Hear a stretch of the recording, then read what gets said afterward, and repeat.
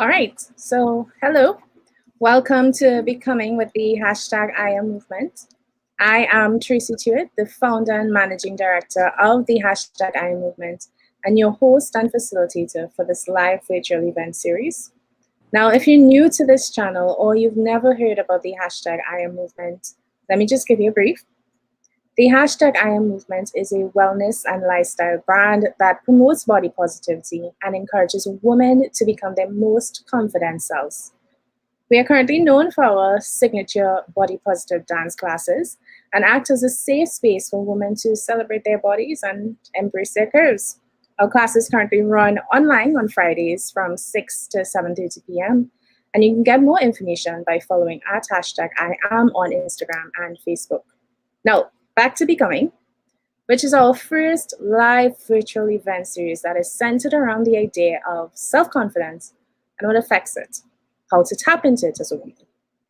This series will run for 4 weeks, and we've enlisted the help of a number of stellar women to bring to you ideas, tips, tricks, secrets, formulas to help you tap into your own authentic power and become the woman that you are destined to be. And P.S., if you have some tips of your own on how a woman can tap into self-confidence, or if there's anything at all you'd like to say, we definitely welcome your contribution. Please share all thoughts and feedback via the comment section throughout the event, and we'll do our best to respond and highlight your comment. So I'm so glad to have you here and to be able to connect on this level. I truly hope that these conversations are as invigorating, inspiring, and informative as I imagine them to be. So once again, welcome to Becoming with the hashtag I Am Movement.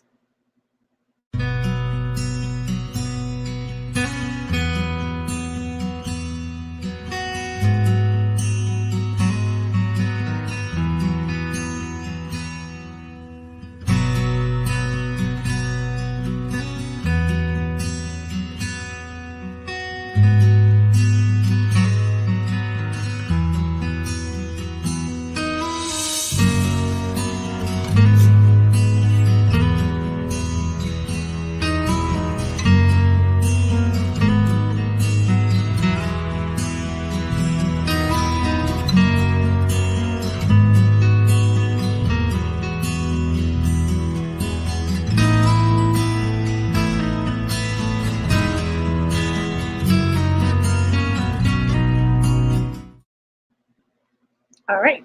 So last week we would have celebrated World Mental Health Day, and I must say I am so glad.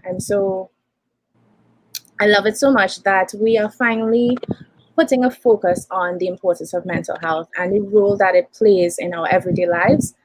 So when people ask me about body positivity and self-confidence, I always describe it as a mental journey, and that's only because of my own personal experiences. And that is what really inspired this topic of conversation, which is how to discover self-confidence and what does mental health have to do with it, because I feel like people don't really realize that there is a sort of relationship right there. Now, while I do have a lot of life experiences, and I know I still have more life experiences to come, because we can't get away from that, I think that in order to get a true grasp on the relationship between mental health and self-confidence, we need to pair experience with actual theories and expertise. And I believe our panel will do just that. So I'm so excited. I am bubbling right now. I'm so excited to have the following women on our panel. So let me get straight into the introductions. So today we have Zena McDonald, who is a conceptual and performance artist with a deep love for psychology and mental health.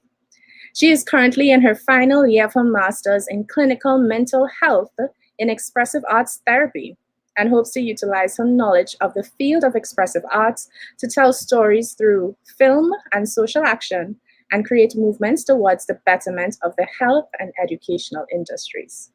Zena is actually one of the choreographers for the hashtag I Am Movement. And I can personally attest, I've taken her classes, to her abilities to merge both performance art and the mental health journey in the delivery of her choreography. So I think we'll be in some good hands here. Thank you so much for joining us, Sina. Thanks, Tracy. All right, so we also have on this panel, we have Maria O'Brien, who is the co-director of MindWise Project, a mental health nonprofit focused on digital content creation and curation. Maria is a lifelong volunteer. She is a Google Woman Techniques Ambassador for Trinidad and Tobago, a GDG community organizer, and a United Nations civil society partner. She has a broad background in digital design and digital solutions consultancy, gathered over 15 years of practice, and currently serves as the lead digital designer at the Office of the Parliament of Trinidad and Tobago. Maria is the founder and chief innovation officer of Design Change, a social change design firm that selectively disrupts systems through targeted social innovation and sustainable development projects. Through her roles, there is a focus on the global goals and the 2030 campaign. She hopes to contribute to the growth of a strong women tech maker community in Trinidad and Tobago, alongside advocating for and contributing meaningfully to better mental health and gender equality in the tech maker community through healthier workplace practices and increasing the visibility of women tech makers locally to opportunities as well as to each other. So Maria, thank you so much for joining us on today's panel. Thank you. Sorry for such a long bio. my technique bio is so long. I need to work on that. Thank you so much. I'm so happy to be here. Thanks so much. And then our final panelist, which is, Latoya Brown. Latoya is a beautician, professional dancer, makeup artist, a plus-size model, and founder of Untouchable Talent Agency, which she founded during the pandemic. It is through her passion for performing that she embraced an interest in modeling. Latoya has worked in some of the biggest runways in Trinidad and Tobago, such as Westmore's Fashion Show, UE in Style, and Trinidad and Tobago Fashion Week, and has participated in pageants such as Lorraine Rivet, Miss Plus Caribbean, and Plus Caribbean Fashion Week. As a dancer, she has danced with some of the biggest names in the industry, such as Shogum, the 5th Summit of the Americas, Soca Monarch, Dimashkra, among others. She is passionate about keeping the Trinbagonian culture alive, and as a role model, creates avenues for young individuals to foster and develop their talents, which can ultimately benefit our society. Apart from the above, Latoya is a firm advocate for fighting for what you desire and believe in, and doing it through God. Thanks so much for being here, Latoya. Okay, you're on mute, by the way. Thank you so much for having me. No problem. The biggest thing in they say in what do you call it? In this year, the biggest phrase was "you're on mute." You know. So these are our panels. And just a reminder, if you were just joining us, we will be discussing the topic, how to discover self-confidence and what does mental health have to do with it. All right, and just in case I did not mention it, we do have a live question and answer segment that's coming up at the end of this conversation, this video, or this live video. So if you have any comments or questions, I see that we already have some comments coming in. Please continue, please, sharing with us. Let us know your thoughts, let us know your ideas, let us know if you have any questions, and we will do our best to respond to all of them at the end of the live. All right. So I also need to, before we get into discussion, I want to take this time to highlight our sponsor for today's event, Signature Sims, which is a local brand that specializes in luxury robes and sleepwear. The founder of Signature Sims could not be here today, but she wishes to extend her sincerest apologies and well wishes for an exhilarating conversation. And we had a pre-conversation, so I know it's going to be a good one. If you've been following Becoming TT on Instagram or on the Facebook event page, Signature Sims will also be doing a giveaway of one luxury robe to a lucky attendee today. The winner will be chosen by a random selection at the end of the event. So let's get straight into the conversation. What is confidence? What does it look like? We always hear beauty is in the eye of the beholder, And I think the same can be said for confidence. So I'm directing this question to one of our panelists, Zeno. How do you define or identify confidence? What does it look like to you? I think for a very long time I had issues with answering this question. Because it's easy to think you have confidence sometimes, and it's a lie, you know. I think we lie to ourselves a lot about whether or not we're truly confident. And for me, there's a big difference between feeling confident in being who you are and feeling confident for other people. Um, and so I think that confidence is more about being confident in who you are and accepting that whatever that is your truth. And so coming to terms with who you are within your own way is true confidence. Thank you. Damn, that got profound real quick. Yeah, I have Yeah. that same answer. That same thing. Yeah, same thing. It starts with self-awareness. It is not just about what you see other people are doing or what they are projecting. It really comes from you knowing yourself, starting from there. You Yeah. know, Maria, do you have anything else that you'd like to add? So I think my answer is actually similar as well, but I think confidence for me as a PTSD person living with PTSD, as a cancer patient, as a woman entering her 40s, like I believe that my concept of confidence is spiritual now. So I do believe that you have to kind of accept it's not just accepting yourself and loving yourself and having that power and understanding it. It's also accepting the will of the universe, accepting that everything that happens is exactly how it was supposed to happen. For me, a lot of my lack of confidence comes from not knowing. Yeah. So like so anxiety is my biggest enemy.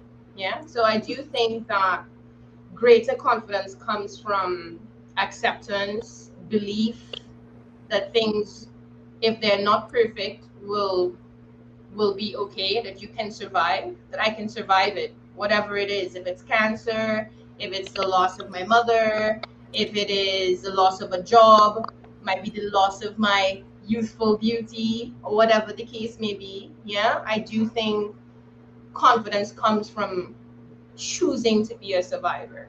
So that's my response. Oh, you're muted. You're on mute. We did it.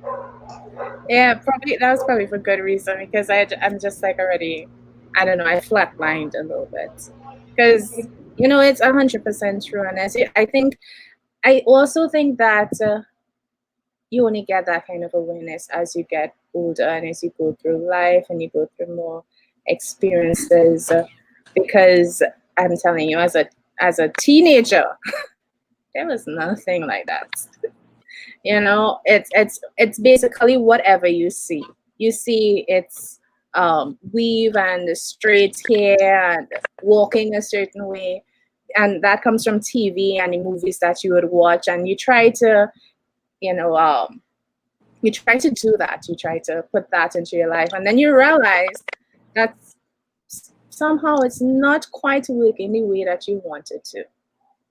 So I actually want to lead this into the next question. What do you think affects self-confidence throughout your life, as a child, as a teenager, as an adult? Latoya, you think you want to weigh in on that one? Yeah, no problem. For me, being plus size in secondary school really affected that. I was plus size and really, really dark, and my hair was sugar brown. So I was bullied a lot in school for being, plus size and dark skin and sugar brown. And for me, that affected me a lot. Home, I was in a bubble, like I was closed and isolated a lot. And when I started dancing, for me that so in school I was bullied, and when I was dancing in the community center, I was the hero because I was the most disciplined, and I was the best dancer there. So um at home I was a hero, but in school I was bullied. And that's that whole. And I had this little ponytail that I used to put in my hair. It was a weave and a hair extension. And an evening I was going home from school and they pulled it out. And they were waving it in the road and stuff. And I had to dig really deep and hard to come out of that. And that took me until I left high school completely to accept myself. But so that from Form 1 to Form 5, I was affected really bad. Yeah. So definitely the peers and the society. Yeah. And you Yeah. know, what's unfortunate is that that goes a lot deeper than that. It really comes from, and when I say it comes deeper than that, on behalf of the bullies themselves, Mhm. because kids have to learn that from somewhere. You know, I don't think they truly understand what it is to be cruel. Mhm. They just show what they know, and I mean, it really does force us to look at what we're exposing kids to, you know, because they now are just exhibiting those sorts of behaviors and affecting other people. So definitely, the society is one part of it. Your peers. What was it for you, Zeno? I think definitely family affected my confidence as a child. Um, I feel like in school, yeah, I was probably bullied a bit, but nothing to do much to my self-esteem or my confidence. But I definitely think being mixed in an Arab community was a very interesting experience that deeply affected me. And I never like said that out loud either, which is insane for me to say. I've said it out loud to like people I care about, but I've never said it on a live. Um, but yeah, being mixed and growing up under Arab traditions is super breaking in your self confidence because you're expected to be something or live up to a dream that is not necessarily yours. So I think that really kind of crushed my confidence because I was molding myself into something I didn't understand. And so obviously I would never live up to whatever that expectation is because I can only live up to what I am. And yeah, I think that's the main one. I think there's lots more, but that could be the main one for me specifically as a child. And then all the way up until now I'm still dealing with small things from that I'm now figuring out.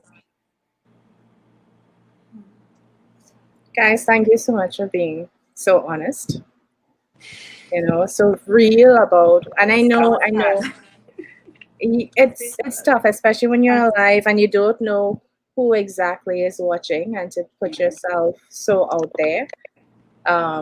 Thank you so much for that.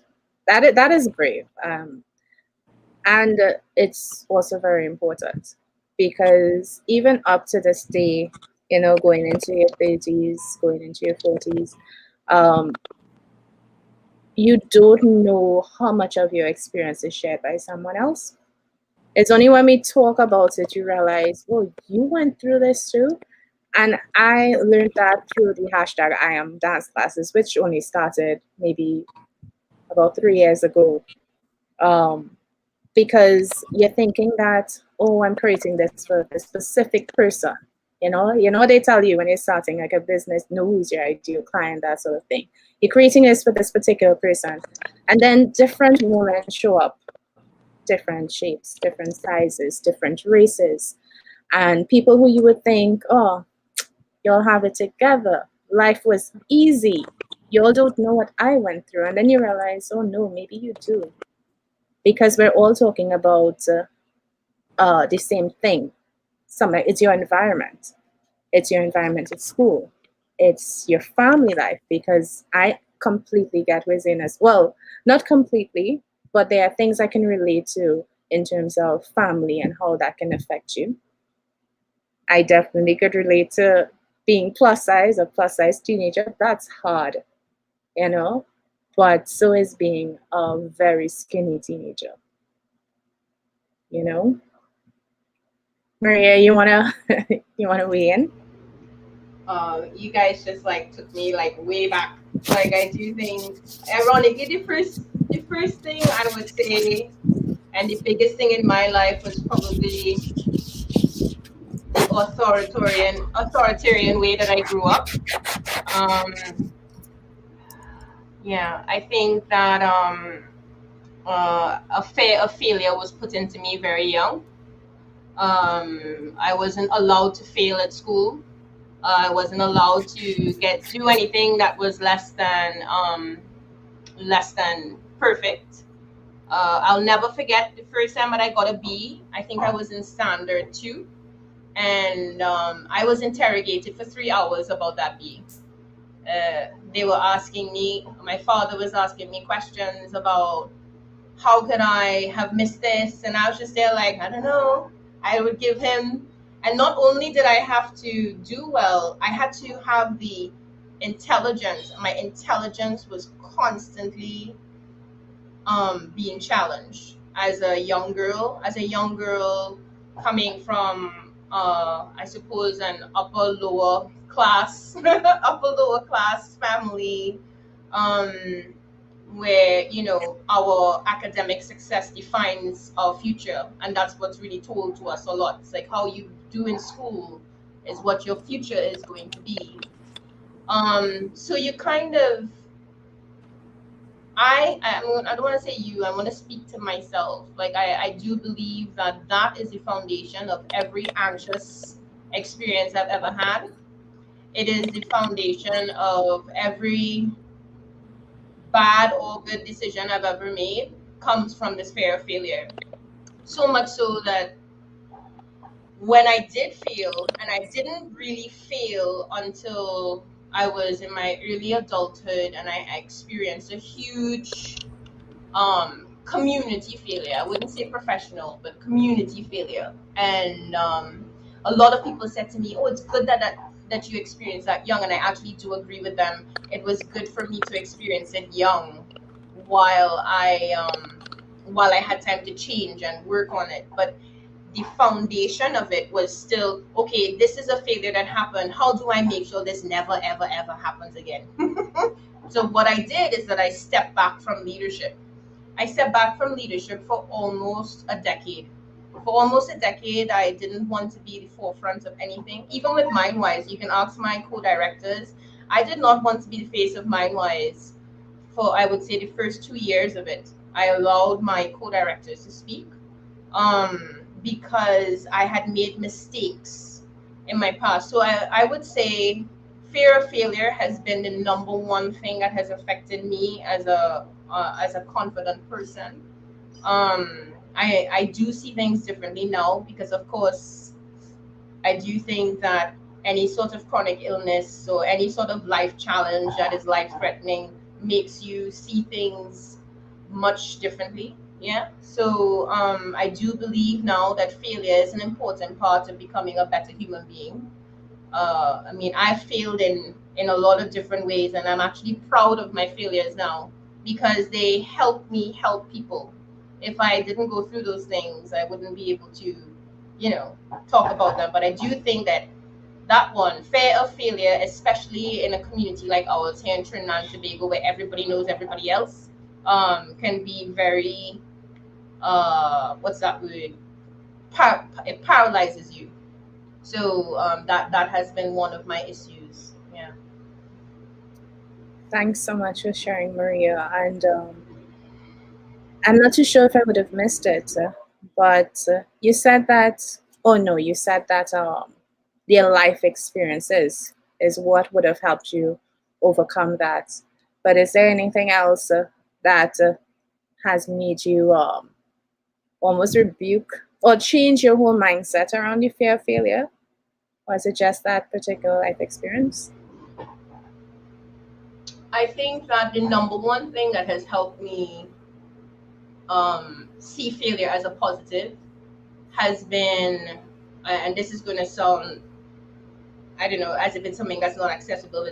But I do think some of the training that I've done as a Tech Makers ambassador, we've done a lot of diversity and inclusion training, and what that does is that it speaks to our imposter syndrome. It speaks to how we hurt ourselves. Like my co-director Stacey Camacho, she talks about when we hit ourselves.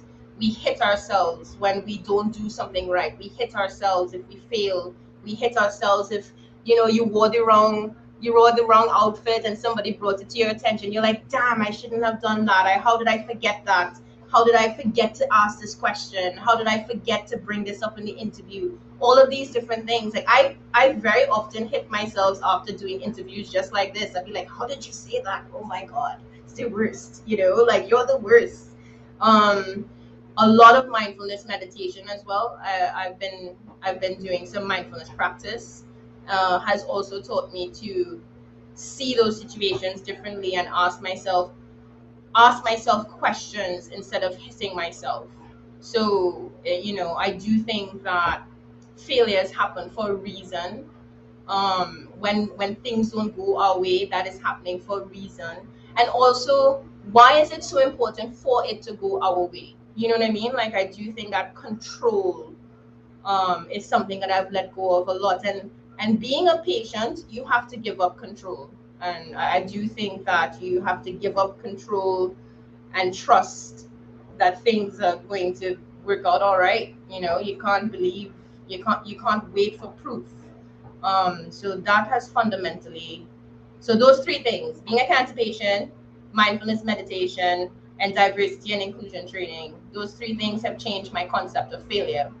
And also looking at stories of people who have failed and succeeded afterwards. I do think success stories, especially from other women leaders, female leaders, like all of us in this room, I do think it matters to someone else to hear us talk about failing.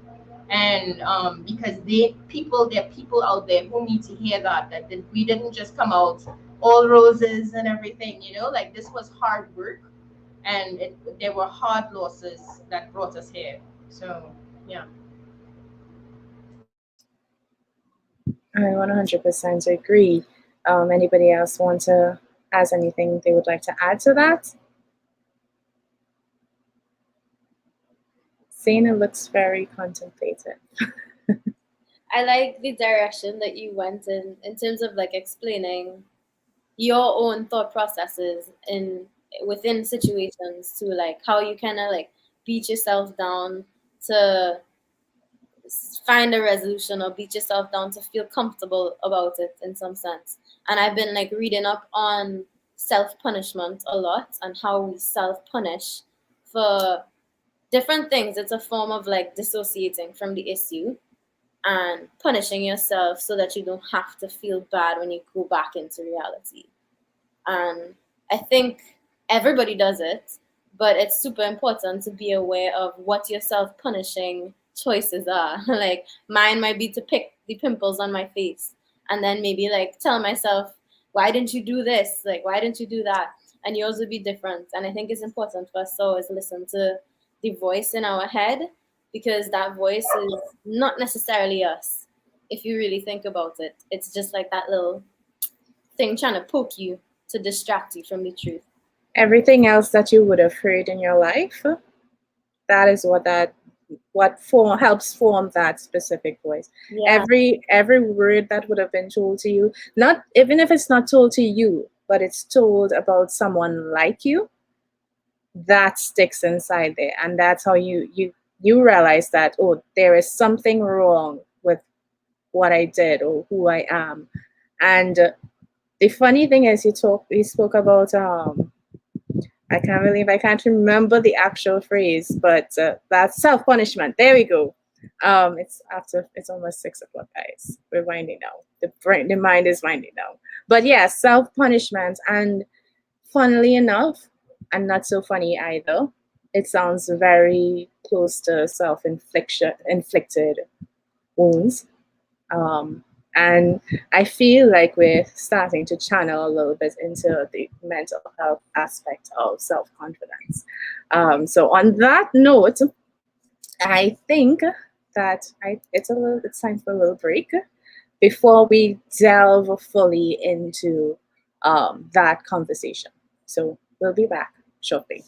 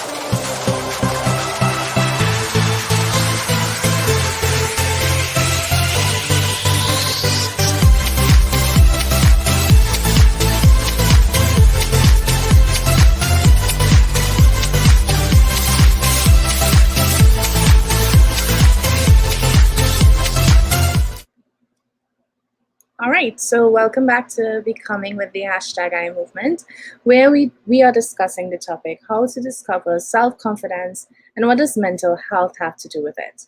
So before the break, we would have explored what self-confidence is, what it looks like to each panelist, and what affects self-confidence at the different stages of our lives: childhood, teenage years, womanhood. And we also looked a little bit at what each panelist would have done to get out of those little depths or those little rabbit holes that we would have put ourselves in, or what the world would have put us in as well. So now we want to look a little bit deeper at what that relationship is with mental health, and the relationship between self-confidence and mental health. And I feel like Maria is ready to jump into that because she started to, tiptoe around it a little bit, but I think she's ready to jump right into what that relationship between self-confidence and mental health. Am I right, Maria? You would be right. This is a very exciting room, by the way, and I do think that Latoya's story zoomed in on something I think is really important, which is how people can steal that confidence from you. It's like they can steal your power from you, and whether it is through bullying, violence, poverty, discrimination, any of these different ways in which people steal things from other human beings, it's very important for us to understand that taking that power back, like what Latoya described, is not a simple thing. It is something that involves learning how to not seek validation externally. And I mean, getting into the mental health part of it, the trauma of losing that part of yourself, the traumas that you survive. I mean, I think almost every person in my life right now suffers with some type of anxiety. And when I say anxiety, I don't mean like, oh, I'm a little bit nervous going into this thing. I mean like debilitating anxieties that prevent them from taking control or taking back that power. You know, they don't believe in themselves. They don't believe that they can do it. You know, something has broken that perception of self, and it's not easy to get it back. I've gone through it as well. You know, I am a person who has survived addiction, who has survived domestic violence. I'm currently attempting to survive cancer. You know, like all of these things, they take from you if you let them, if you see it, if you perceive it that way. And it's not a simple thing to tell a person who has gone through that trauma, hey, all you have to do is change your perception. All you have to do is see the bright side, or all you have to do is understand that you've got you. You know, sometimes people tell you things like, you've got this, you know, like, sure, tell me, how do I got it? Something someone would say to me all the time was, you just have to be yourself, right? I had no idea what it meant to be myself. Yeah, because I spent my whole life as a woman being what people wanted or needed from me. So the mental health side of it is that it is very hard work. The side effects of this untreated trauma affects every aspect of our lives. I'm sure Zena can speak more to that than I can. But like, as a mental health advocate who is a suicide prevention advocate, I can speak to the huge and documented impact that this has on our societies when it is untreated, when it is unhealed. This unhealed trauma of not being able to move forward because of something that has been broken, you know, and without there being access to services or support that can help you heal, a lot of these situations just they become inherited. A mother's trauma becomes the daughter's trauma, becomes the daughter's trauma, and it goes on like that. So yeah, I mean, I could talk about this for hours, so I'm just gonna stop right there. Yeah. No, I think everything that you said, you're pretty much hitting the nail on the head, and it brings me back to the whole idea of affirmations, because there's so much conflicting thoughts about affirmations. Because and just last week someone would have told me, again, you spoke about everybody having some level of anxiety. Okay, raising my hand here, because I was telling I was telling them before we came live that there were like 5 dry runs and rehearsals, and you know, I got some of my friends, shout out to my friends who, you know, entertained me for that 1 hour, but we were speaking about affirmations and using affirmations as a tool to be better. But sometimes it it feels like crap. It feels like you're telling yourself lies, because you're saying all these things that you really do believe it. And the thing is, sure, affirmations can help, but it's just not that simple. You know, it's a lot of work. It's a lot of introspection. It's a lot of years. It's a lot of life experiences.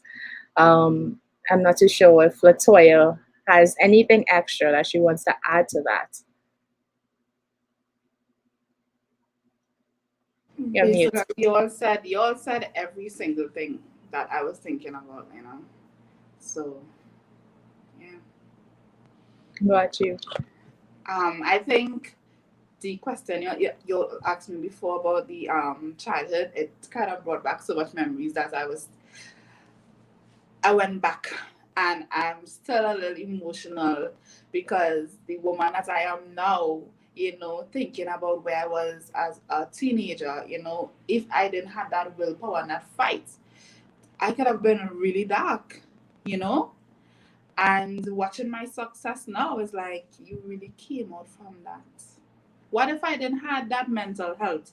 What if I didn't have my mom around or that support system back home at the community center? What if I didn't have that? What if I wasn't in dance class? You know? So it just overwhelming right now. I'm a little emotional. It's well, I don't know how you feel about being emotional on live, but I would like to say this is a safe space, and I mean, be. I don't want to Yeah. say be you and you can get through it, although I do believe that you can and you have. But just be. You know, we are all human too. Yes, this is a panel, but we've gone through a lot. You know. Yeah. Because as Zena was saying, like Zena Maria was saying that people she haven't spoken about this other than with her family. So Yeah. it's like um a lot of my friends, my close friends, my family don't even know that I was bullied in school. You know, so I guess they will probably not know. But a lot of people don't even know I was bullied, and for me to as I'm seeing it, I'm feeling a little more relief. You know, Yes. because look at where you came from. Yeah. And I. it's Mhm. beautiful. I just wanna say it's beautiful. I think that when you said that earlier, you took this conversation to a whole different place. So thank you so much. You're welcome. What I would have liked to ask as well, Latoya, you're speaking very heavily on environment. You know, one environment would have shifts in environment helps you to get through certain things. So yes, you have that environment in school where kids can be really terrible sometimes. I don't, Yeah. they can, you know. But then when you go home and then you go to the community center, that shift that kind of lifts you out of the dark places where the other environment would have put you in. Um, but I know that is also easier said than done, changing environment. Yeah. How do you proceed with that? Because I feel like environment itself is multidimensional. Um, I'm sorry, that literally just came into my head, and I know. I I I really I really don't know how I think it's my mom, you know. Like my mom, like um she was like my biggest support system, even though she didn't know I was bullied in school because she was gonna come in that school, you know. So, you know, it's just like how was your day? And let's she would literally be in dance class with me. You know, just have your mom just we would live in a street away from the community center, and every single day I have rehearsals, whether she's tired or not, she was there with me, you know. And I think that is what, you know, that helped a lot. My mom, my support system. I'm Cause really glad to hear that. I think she saw a change in school when I got caught in Form 4 going by my grandmother every day, and I was literally breaking well ducking school, you know, and going by my grandmother because I didn't want to go to school. I didn't want to go to school. I was fearful that, you know, what if they beat me up or something worse. And it took that the kids before any higher form for them to leave for me to start back school, and I was good. I was good after that. So and seeing these kids now where they are is like, girl, I was afraid of you. Like you had me. I missed my entire Form 4 for this, you know. So I but in all, it's my mom. May her soul rest in peace. She was my biggest support system. Yeah, she helped me a lot. Amen. I'm so glad that you had that. Yeah, I'm so glad that a you lot had of that. people don't have that, you know. Mhm. A lot of people. Sana, how are you doing? I'm good. I'm really enjoying like the different perspectives and like being able to share. I think a lot of the important things that we talk about are not really even what we know or like what I learned in school, but like more how my experience happened and how I'm like journeying through that. I feel like that's much more beneficial to share than a bunch of random information, you know. So it's great, and I feel like this is exactly what we need to continue having conversations with other people to get perspectives on like what everybody else goes through, because we really only see life through our own eyes. So it's good to listen and understand. And I'm so glad that you said that, Zena, that whole aspect of learning. I mean, women, we like to talk. We like to talk, but it creates a good opportunity to learn about different things and to get a little bit of, I don't want to say counseling, but also kind of like a little bit of counseling on how to go through certain things, you know? Healing. Women give women healing. We heal each Amen. other. Yeah. There it is.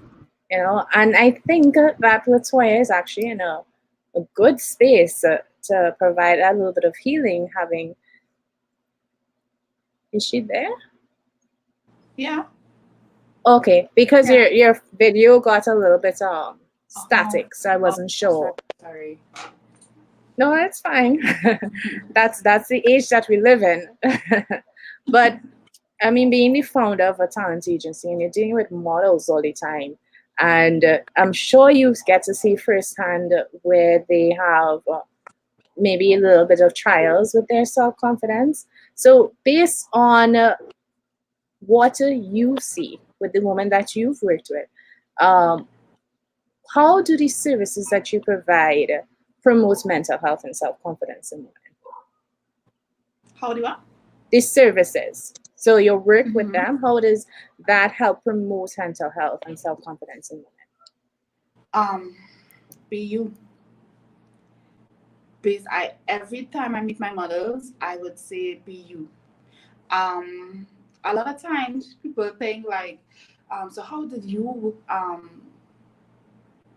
you become this positive person and self-confident? I could share my journey, but I can tell you, as you were saying, you should wake up and read the scripture and no, be you. You have to search for things that would make you happy. Even if that's walking to the shop or the grocery and buying a cheesecake and sitting down and eating, you have to be, and I literally just tell them, be you. When I meet my models, we try to have like a small conversation like this, like, how was your week? That one question, how was your day? And people just break down. Like, I had a song bat with them, and people walking around literally taking time bombs.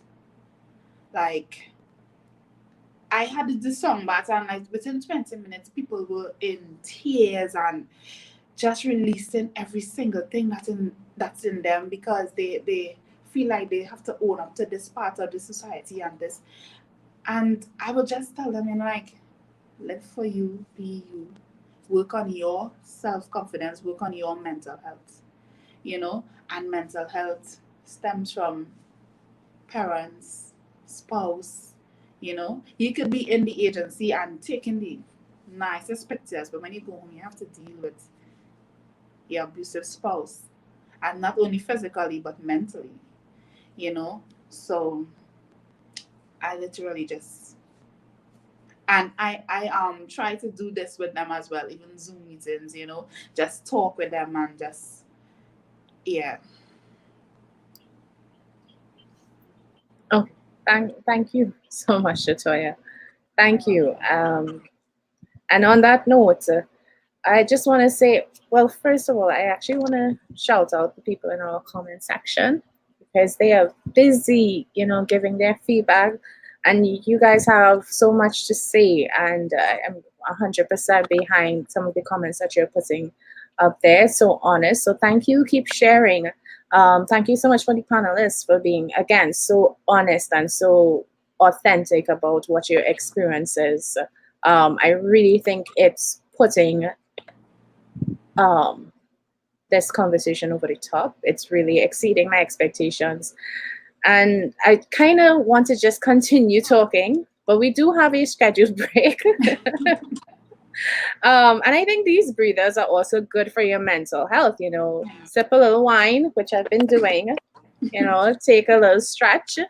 And we are the last stretch of the conversation, and we intend to make the last 15 minutes, now turn 10 more minutes, as powerful as possible. So we will be back after this break.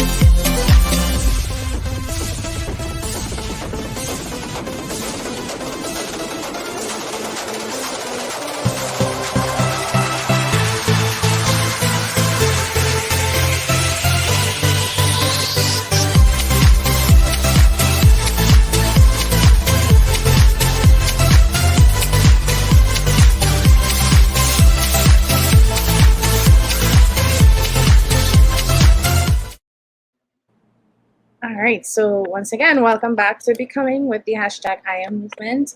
I feel like I've never introduced myself.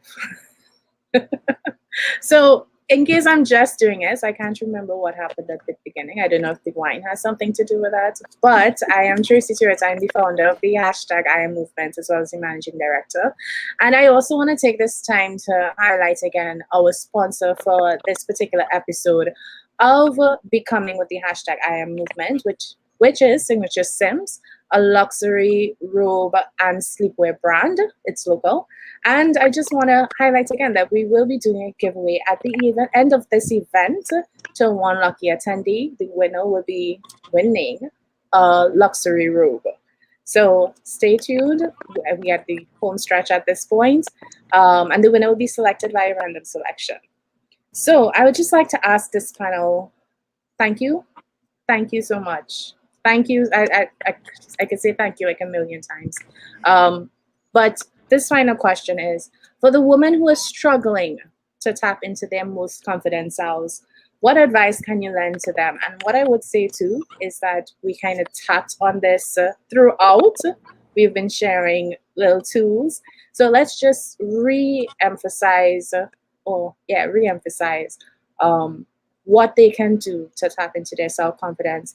And I think I want to start with Latoya because she said something very crucial in the before the break.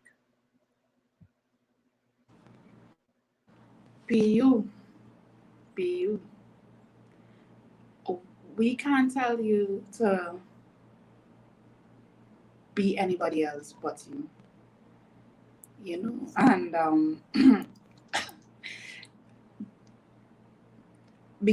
because I know there's a lot of people walking around having to deal with low self-esteem, this is harder to say than just saying be you.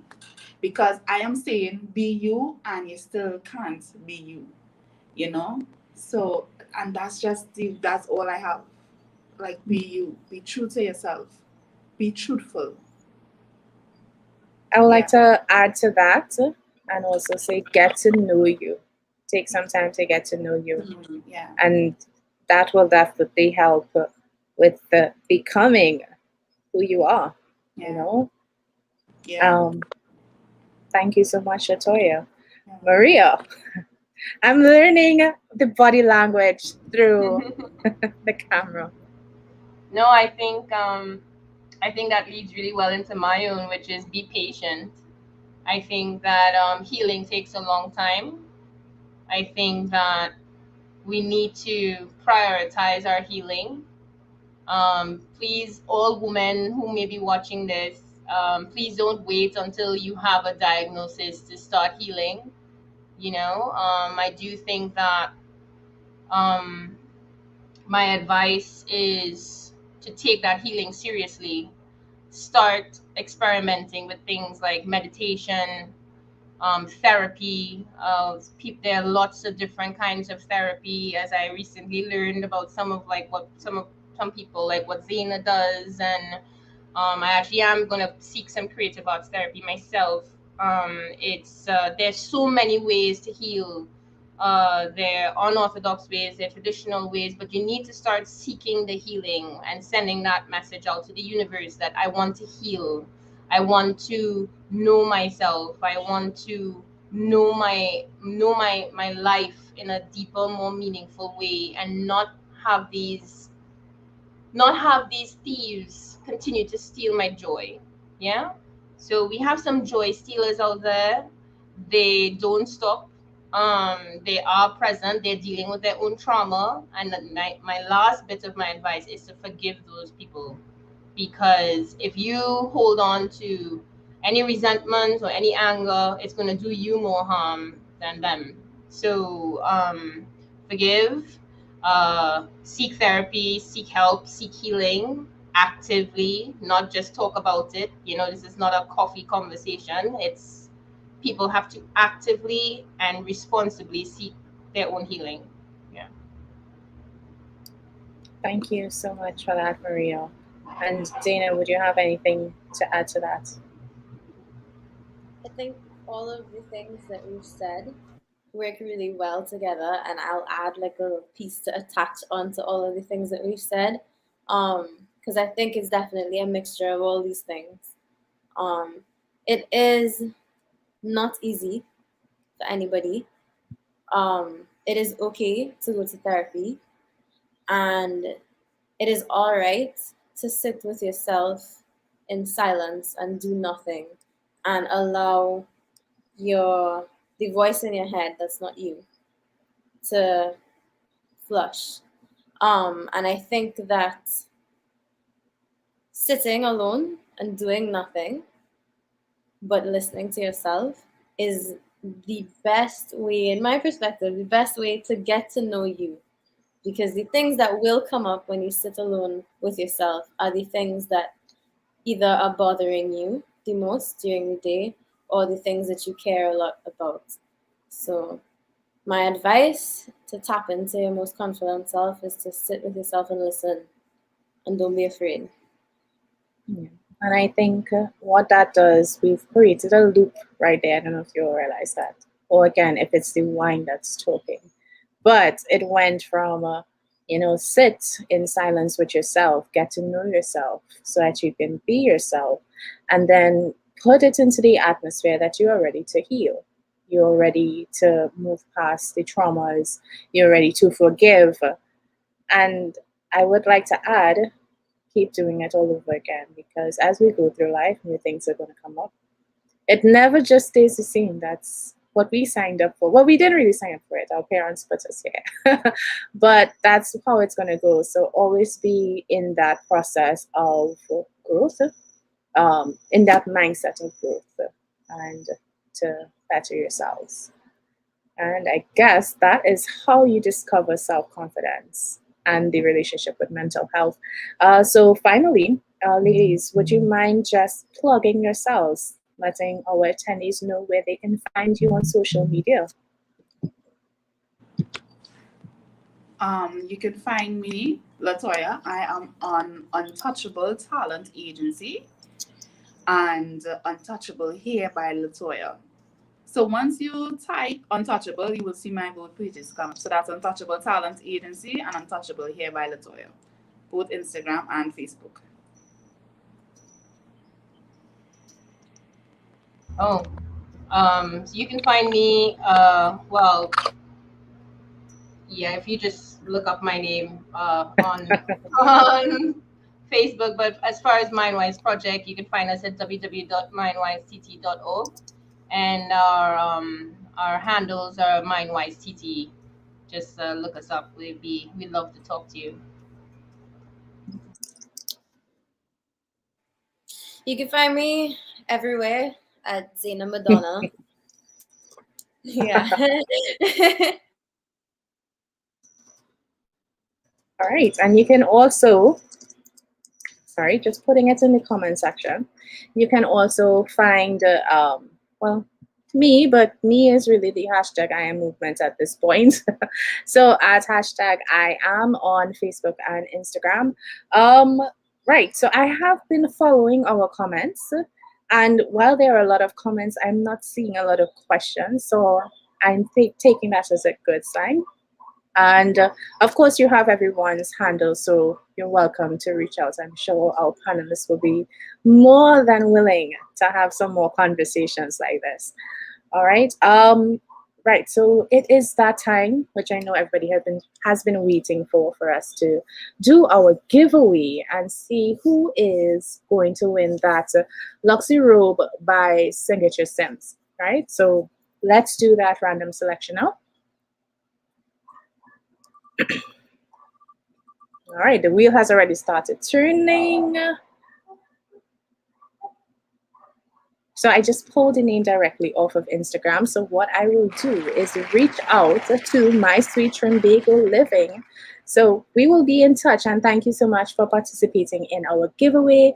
Ladies, thank you. Zena, thank you. Latoya, thank you. Maria, for joining us this evening, for sharing your thoughts, sharing your opinions, sharing your experiences, for tapping into the parts that you felt like you wanted to keep for yourself, but saying, you know what, I'm going to extend this out to you. Thank you so much for that. Thank you to our sponsor, Signature Sims, for sponsoring this event. And yes, thank you, attendees. Thank you, ladies, for joining us this evening. And I hope everyone has a great week ahead. And yeah, this is Becoming with the hashtag I Am Movement. Have a great evening, everyone.